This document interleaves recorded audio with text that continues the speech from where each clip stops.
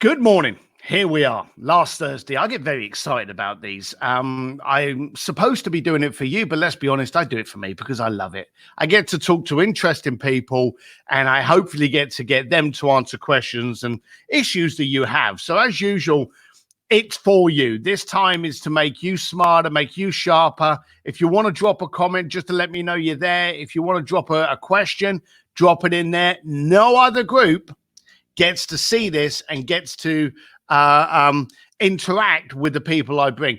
A lot of people absolutely love the fact that we had Jay Abraham on a couple of weeks ago. We're going to be bringing in another supreme genius in a few seconds who's going to help you. And then on the first Tuesday, I'll be announcing that next week. But he's already signed up. And we got another rock star. So to say we're doing well with the people that are actually willing to come on and talk to you reprobates, I'm over the moon about. But without further ado, I am going to bring in a guy that I'd like to say is becoming a friend. I'm very slow. I'm not one of these guys that meets someone in the pub and go, "Oh, that's my best friend." But I really resonated when I did a podcast on him a little while ago. And if you haven't heard it, then you should go back and listen to it. We were just chin wagging before this came on. But the guy's sharp as a tack, and he's here for your benefit. So be selfish, ask the questions you want answered, and I'm going to invite on the brilliant Alec Stern.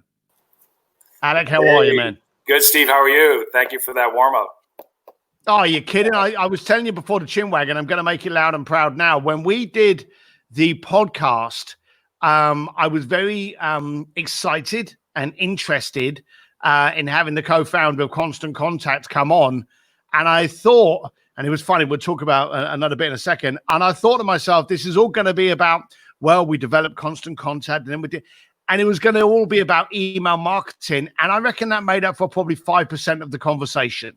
And it was really good. What was the other funny thing that came out of the start of our conversation then was we've not only shared stage time together, we've been in the same room countless times. We've got a whole bunch of friends from Todd Shue to Greg Reed to a whole bunch of people. We're in each other's orbit, but that was the first time we'd actually been able to have a chat with each other. Yeah, and so we talk. You say about fast friends, but we had this bond, this connection, but just didn't solidify it until I actually came on your show, and then when you invited me here, I said, "Oh, of course I'd do it." We had a great chat, and the best part about it is, we didn't have an agenda, and it sort of flowed and went where it went, and again, didn't cover things you or I probably thought we would have covered. So that's great. Yeah, no, exactly. So let's kick it off. We've already announced it that you were the co-founder of Constant Contact. So let's give us a little bit of history behind that, and then we can start spitballing. And as people throw questions in, we can have the chat. So give us the 30,000 overview of who Alec is and what he's known for. Yeah, so I'll just back up from Constant Contact for 1 second, and I'll set the stage. So currently a co-founder, founding team of 8 companies. I've had 5 exits, so 2 IPOs and 3 acquisitions. The one everyone knows because, it's a household brand name, Constant Contact. On the founding team, there were 3 of us in an attic. We had circled small businesses with other stuff separately and just really had a passion to help them. And we wanted to work on the front end of that. We wanted to go out and basically level the playing field for small businesses against the big competitors that were out there like Amazon and others who had agencies and marketing tools, resources, people, et cetera. And so we wanted that small business to be able to create great looking messages that they can send out. And all they have to know is who they want to send to, when they want to send it, and what they wanted to say.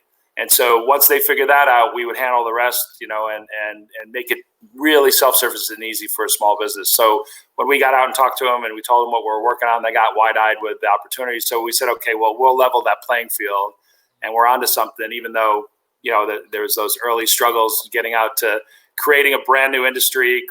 SaaS hadn't existed. There's all kinds of things that when we started that we had to go kind of uphill on. But we had the passion and belief because our target market of small businesses told us we're onto something. Well, it certainly did.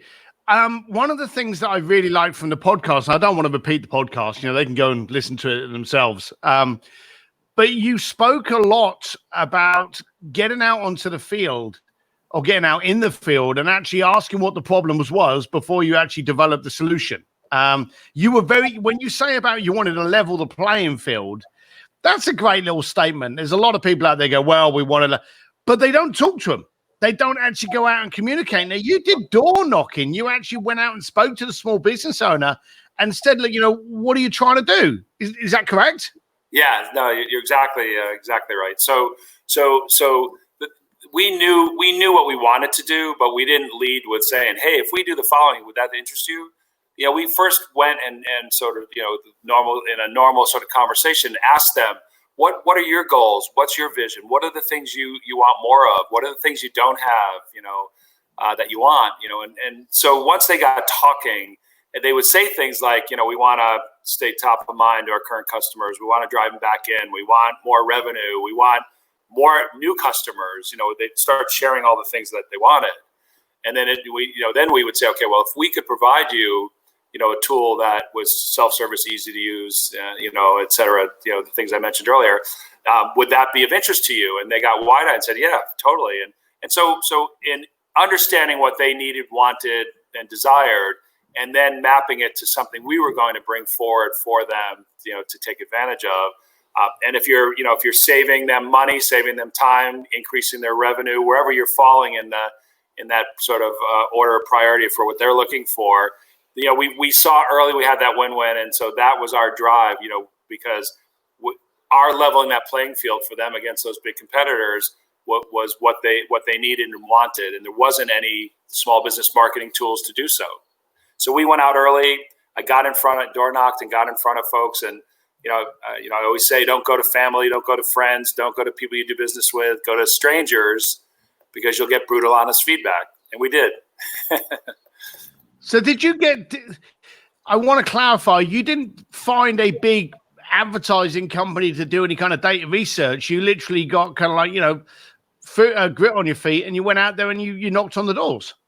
Yeah, and so having worked with small businesses on some other things on the back end, as my original kind of founder, Randy Parker, he was doing some things in small businesses before. Our third person in the attic, Margaret, also did some things with small business. So we were spending time, and so there wasn't going to be a lot of research of what are the marketing tools for small businesses back in the day, because there weren't any. So it was really getting out and talking to talking to the very specific target market, the avatar we were chasing. We talked. I went out and we talked to them, and we learned from them. We heard what their needs and wants were, and then we were able to sort of just validate that what we were working on was what they wanted, and that they would take advantage of. Now then we had to go and we had ideas, we had some small things that we started developing, but we learned and heard, and now it gave us sort of that fuel to want to go forward, to start building out the product, to get it in the hands of some of those folks, those first initial 4 that I didn't know prior. To get them using it and seeing, getting their experience and getting their brutal, honest feedback, and and so forth. Do you think people are frightened of doing that? Because you mentioned something that I do want to draw attention to.